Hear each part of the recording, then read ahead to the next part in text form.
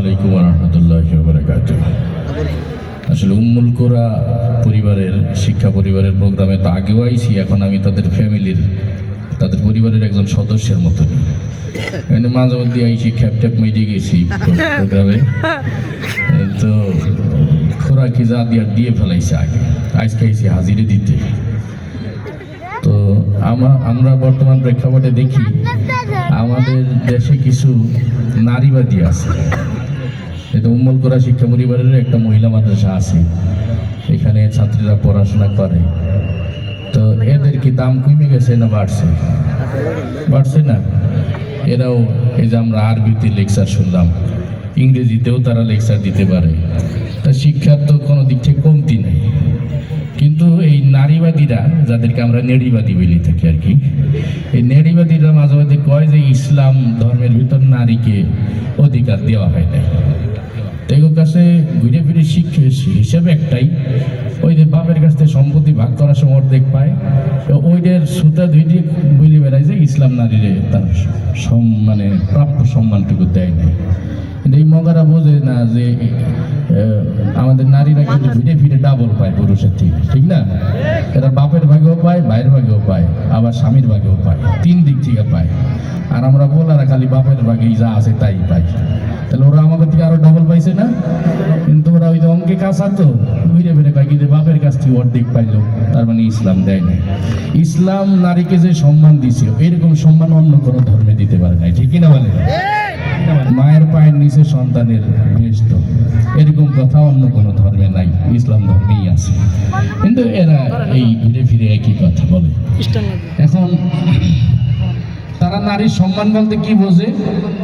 তারা বলে যে নারীরাও কাজ করবে, পুরুষরা যেমন রিক্সা চালায় মাতারিরাও রিক্সা চালাবে, পুরুষরা যেরকম ইটের ভাতায় কাজ করে ওই নারীরাও ইটের ভাতায় কাজ করবে। এটাই নাকি নারীর সম্মান দেবে, মানে নারী নিজের পায়ে নিজে খারাপ দাঁড়াবে, এটারে নাকি নারীর সম্মান বলে।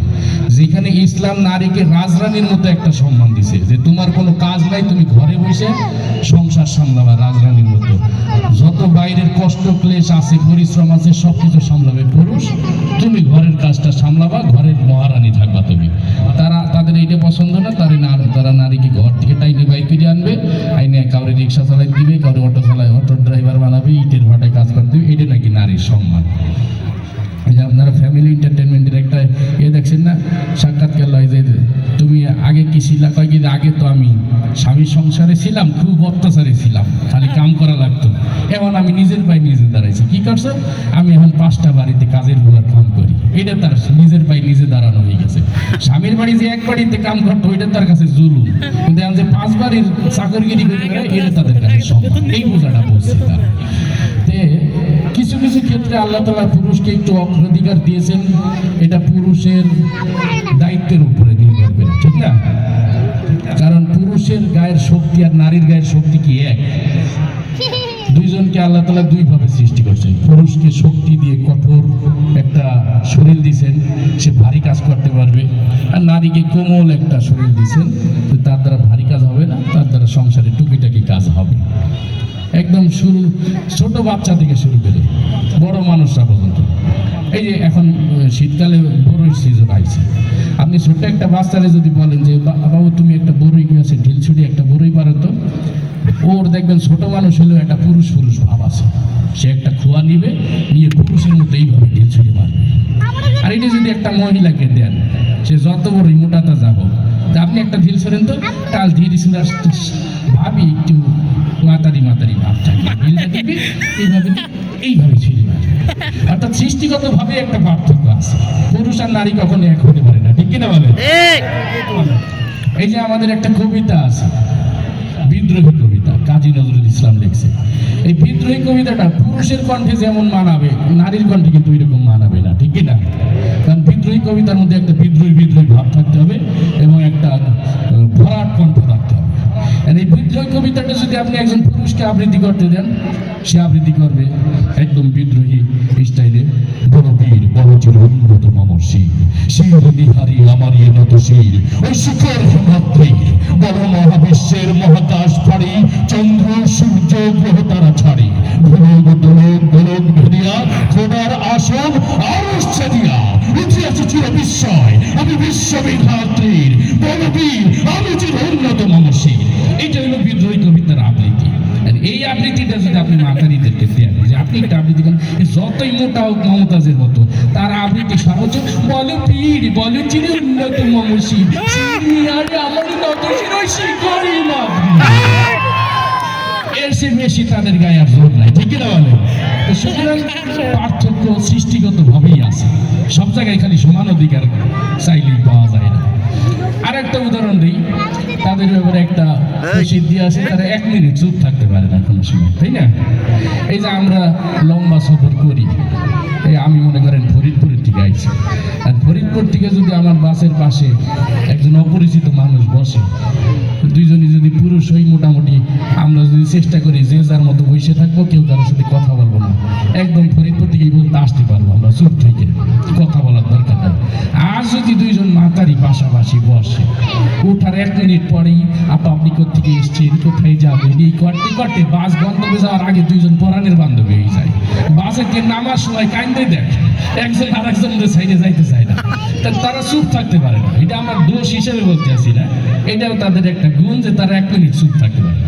এই নারীবাদীরা একবার একটা সম্মেলন করতে আসে পুরুষদের বিরুদ্ধে নারীর অধিকার নিয়ে। তো ওই সম্মেলনের যে বক্তা, সেও নারী, অডিয়েন্সে যারা বসা আছে সবাই নারী। তো তার বক্তব্যটা ছিল এরকম যে আজকে পুরুষরা আমাদেরকে অনেক কথাই বলে, তারা বলে আমরা নাকি কিচ্ছু করতে পারি না, তারা আমাদের উপর সবচেয়ে বড় যে অপবাদটা দেয় সেটা হলো আমরা নাকি কখনো চুপ থাকতে পারি না। আজকে আমি সহ এই অডিয়েন্সে যত নারী আছি সবাই 1 মিনিট চুপ থেকে প্রমাণ করে দিব আমরা নারীরা সব পারি, ঠিক আছে? ওরা চুপ থেকে দেখাবে। তো হাতে ঘড়ি ছিল, বলছে সময় শুরু হচ্ছে, সেকেন্ড ঘুরতেছে, চুপ করে আছে। তা ওনার চুপ থাকার ভাব ছিল এরকম।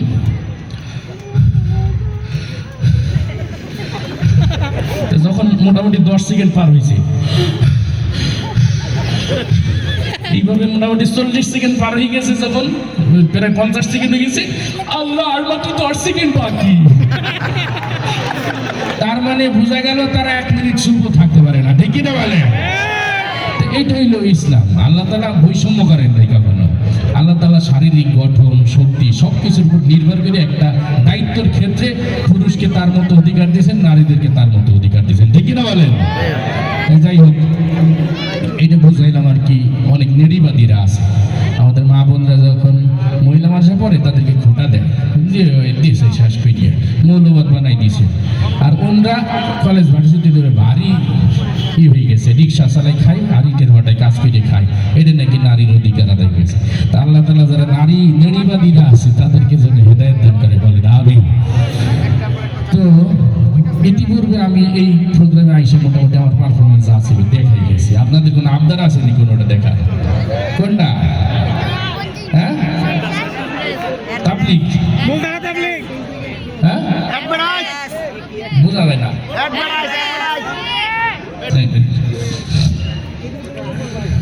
এটা অবশ্য কবির সাক্ষাৎকারে কায়দা করে একটু বলে দিছি, তারপরে অনেকের আবদার থাকে যে এটা আলাদাভাবে শুনবে।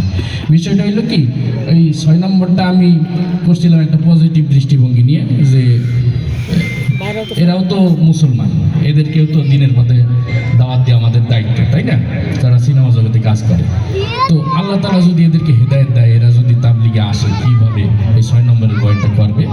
তো উদাহরণস্বরূপ মনে করেন এক মসজিদে গেছে তারা, এখন আমি সব চিন্তা করলো সবাই তো সেলিব্রিটি, এক একজন যে এক একত্রে দিলে মসজিদে বিশৃঙ্খলা হবে, এক একজন যে এক একত্রে না দিয়ে একত্রেই 6 জনের 6টা পয়েন্ট ভাগ করে দিই। এই চিন্তা ভাবনা করে প্রথমে ডিপজলকে বললো যে আপনি একটু নামাজের পরে এলান করে দিন। তো ডিপজল নামাজের পরে এলান করতে আসে এইভাবে, ইনশাল্লাহ ভাই বাকি নামাজের পরে মসজিদ মালিকিনের কথা হইব, ওই মুসল্লি তোমরা বলতে বলবি, নাহলে কিন্তু ছান্ডে মান্ডে কলেজ করে দিব, আছে। তো এলান শুনে তো সবাই ভয়ে বসে গেছে, সম্পূর্ণ যে লোক এলান করছে না বসলে তো খবরই আছে।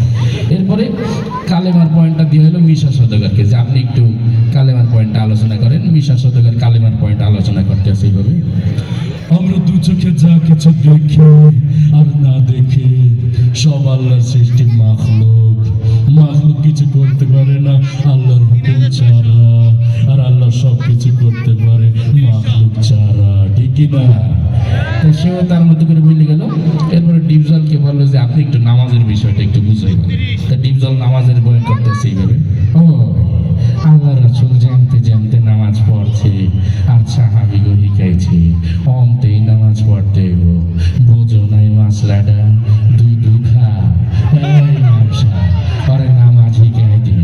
সে তার মতো করে বলি গেল। এরপরে জিকিরের বিষয়টা দিয়ে এলো কাবিলাকে। কাবিলা তার মধ্যে করে বলতে আছে ওর হালতে মাওলা পাকের জিকির তোমার তেলের ভিতরে টাস টাস করিয়ে বাঁচতে থাকবে। জিকির হয়ে যদি তুমি কবরের ভিতরে হাত দেয় তাহলে তো বাইসেই গেলা।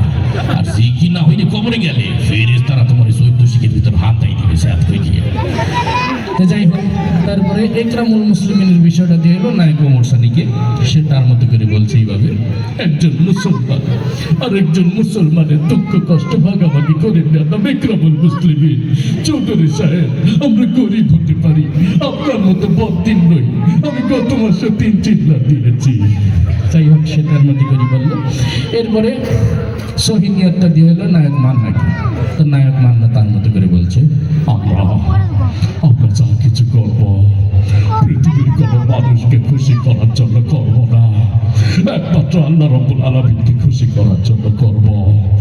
হ্যাঁ, আল্লাহ রাব্বুল আলামিনকে খুশি করার জন্য করব। তারপরে দাওয়াতে তাবলীগের বিষয়টা দিয়ে এলো নায়ক রুবেলকে। নায়ক রুবেল দাওয়াতে তাবলীগের বয়ান করতে আসে এইভাবে, আল্লাহ দিয়ে চান, আল্লাহ দিয়ে মা, আল্লাহ দিয়ে সময় দিয়ে আল্লাহ রাস্তায় বের হয়ে আল্লাহ দিয়ে চান মাল সময় সঠিক মূল্যায়ন করতে হবে। আর তুই জেনে রাখিস, তুই যদি আল্লাহ দিয়ে চান, আল্লাহ দিয়ে মা, আল্লাহ দিয়ে সময় দিয়ে না বের হোস, তুই ধ্বংস হয়ে যাবি, ধ্বংস হয়ে যাবি। তো ধন্যবাদ সবাইকে। মাগরিবের সময় হয়ে গেছে, আমরা বাচ্চাদের আবার একটু পরিবেশনা শুনবো। মাগরিবের পর থেকে আবার ঈশা পর্যন্ত বিরতিহীনভাবে আমরা অনুষ্ঠান উপভোগ করবো। আমরা ইনশাল্লাহ সবাই শেষ পর্যন্ত আসি তো। আল্লাহ তাআলা আজকের